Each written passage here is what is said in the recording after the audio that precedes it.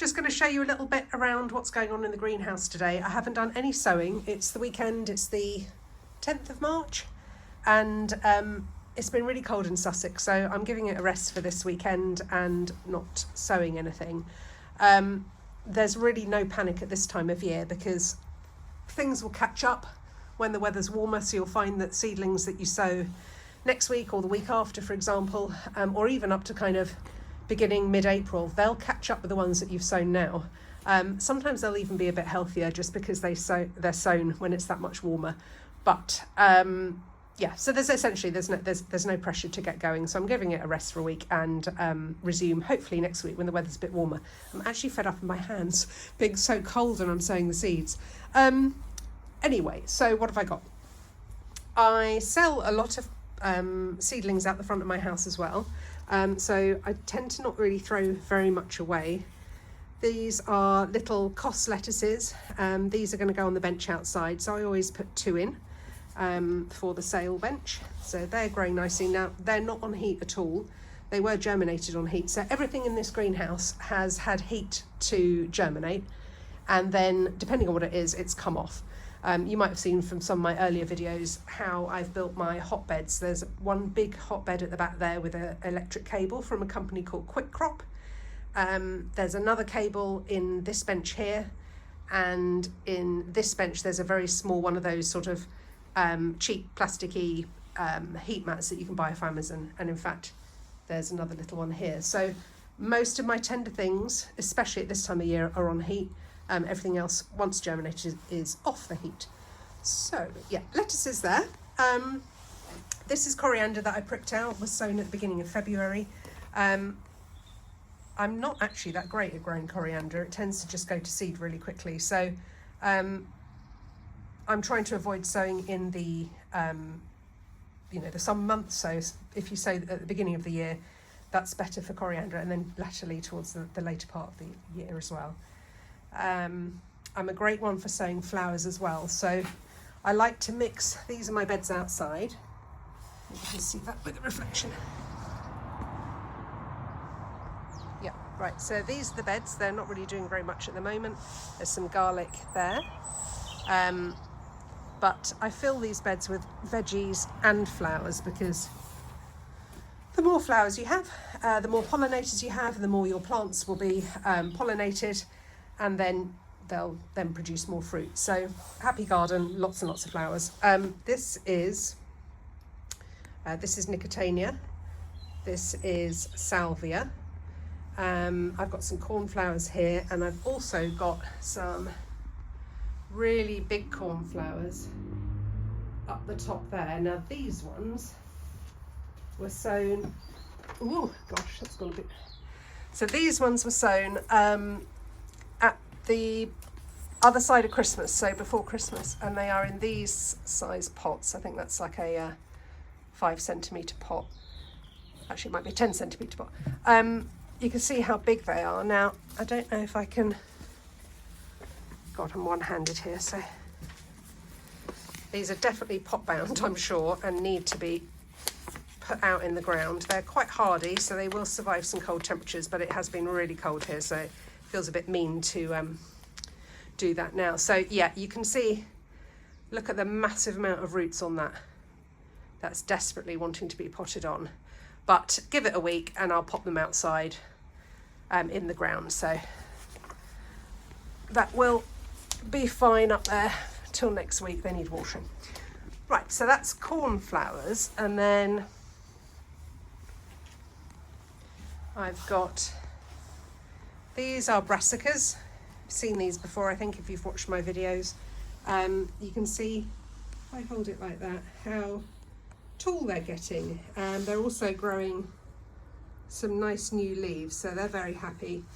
Again, look at that for a lovely fresh leaf.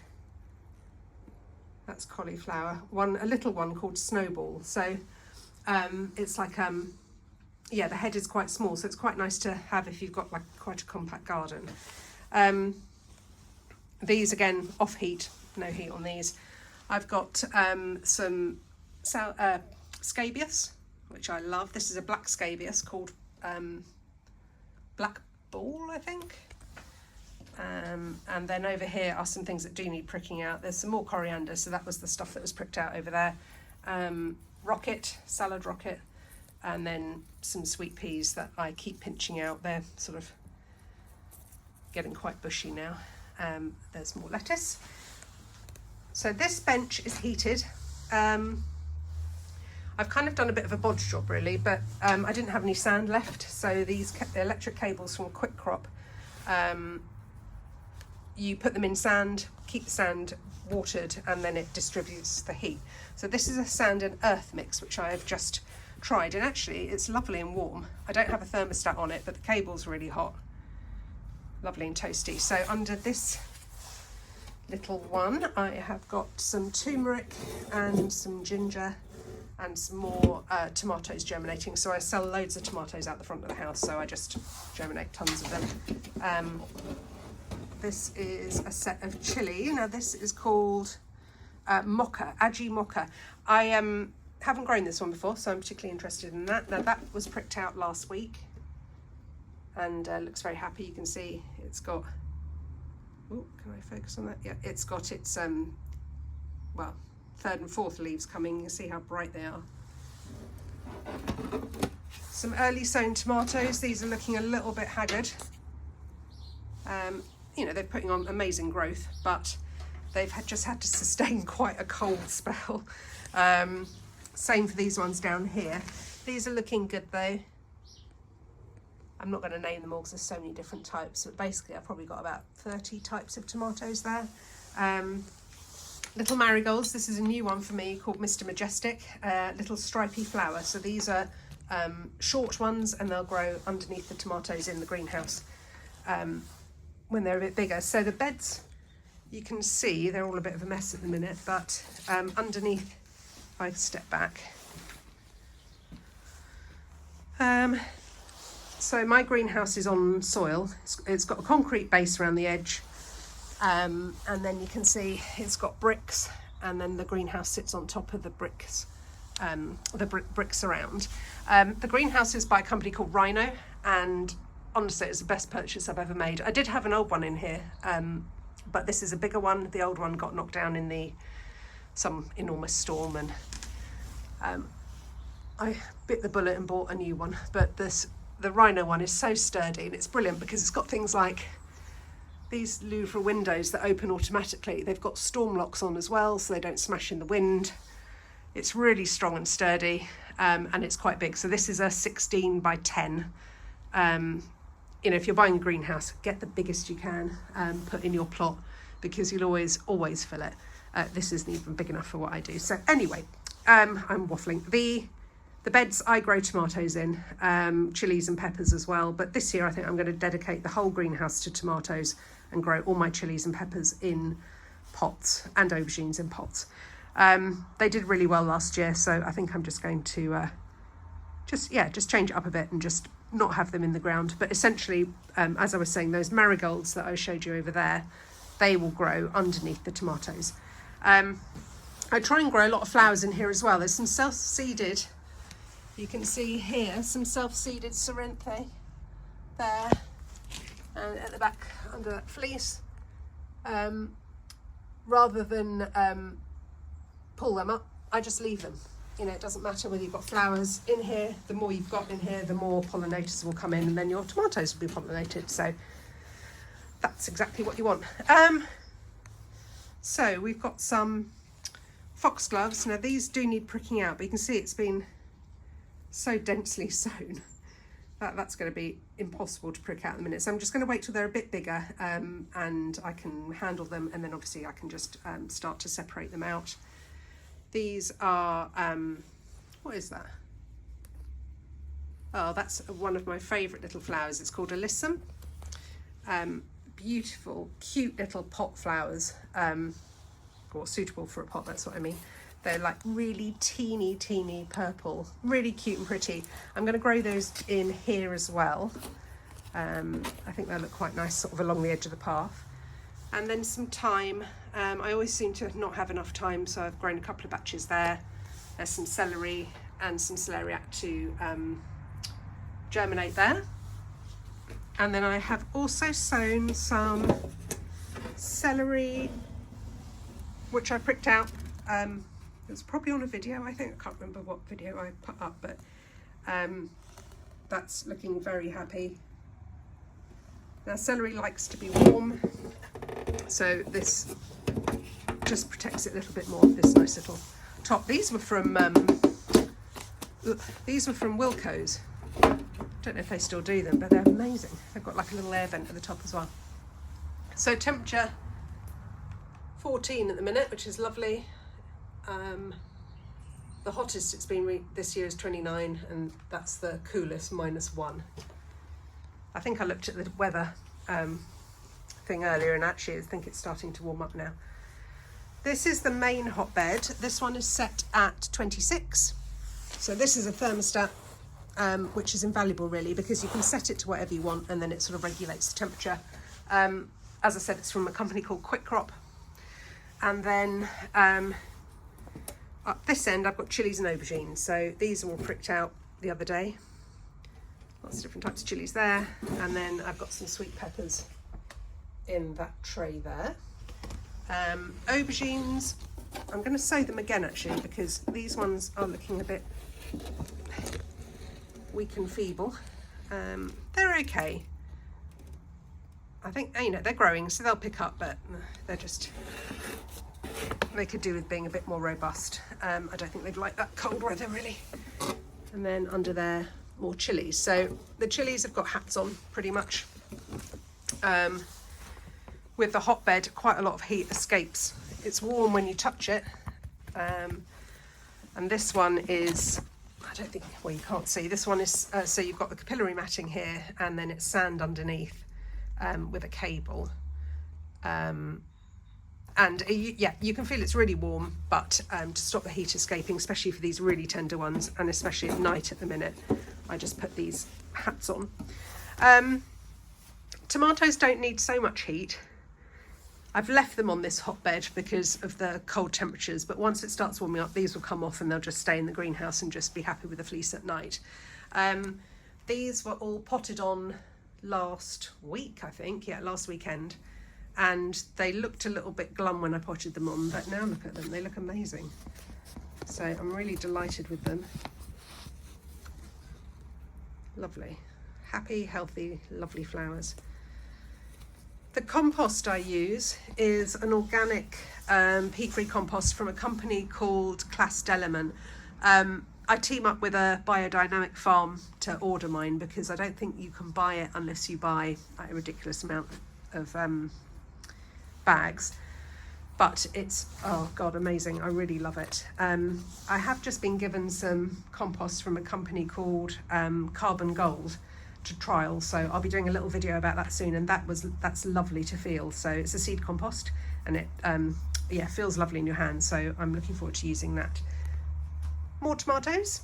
These ones are looking a little bit smaller than the ones that are on that other hotbed, but they are on a heat mat.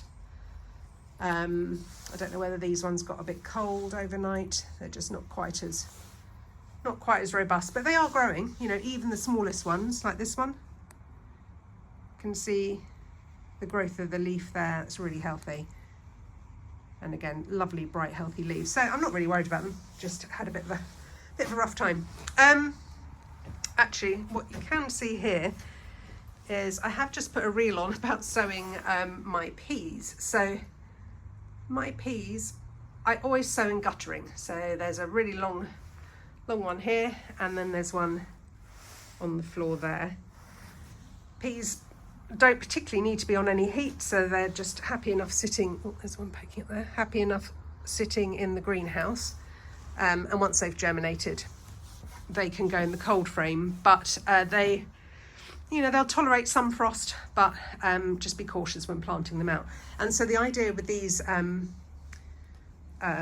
this guttering, the way I sow it, is a bit hard to show you in a minute, but essentially you don't then need to pull them out of this. What you do is you kind of tip the guttering up. If I can show you with the other hand. Actually, I can't show you. So you tip this guttering up and kind of push it out, and it slides out. So you can make like a trench, and then slide your peas in. It's a really efficient way of sowing, and it's quite fun. And I've done it for the last few years, and it works really well.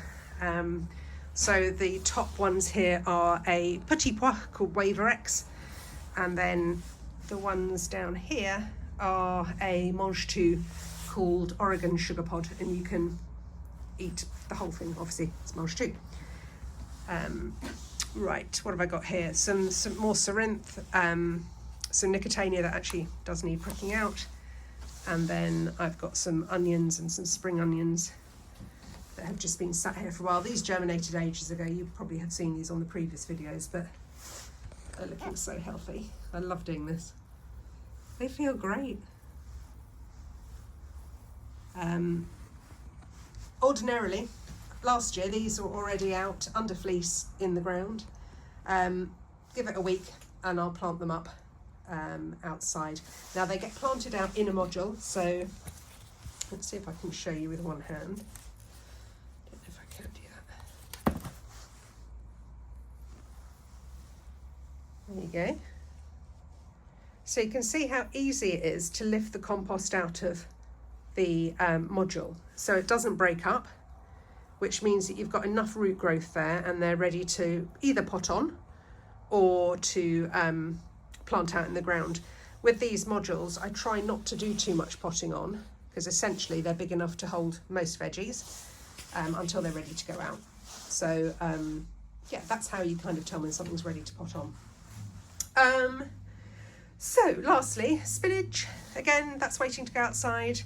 It's tender, so I don't really want it to go out in the frost straight away, and then it will tolerate some, but not at the minute. It's been really quite cold. These lettuces, so I've got lobjots here, Marvel of Four Seasons, which is a really lovely lettuce, and you can see these are really filling out from last time I showed you. Now these aren't ready to go out yet, but they won't be far off. And again, I'll cover those with fleece. So a lot of the sowings that I put outside in these beds will be covered with fleece, and that's not really to protect them from the cold so much, but the wind. It just gives them a little bit of a head start. If you've got fleece, put it over. It will just help protect them in those early stages. I'm not a beetroot fan, but I still grow beetroot.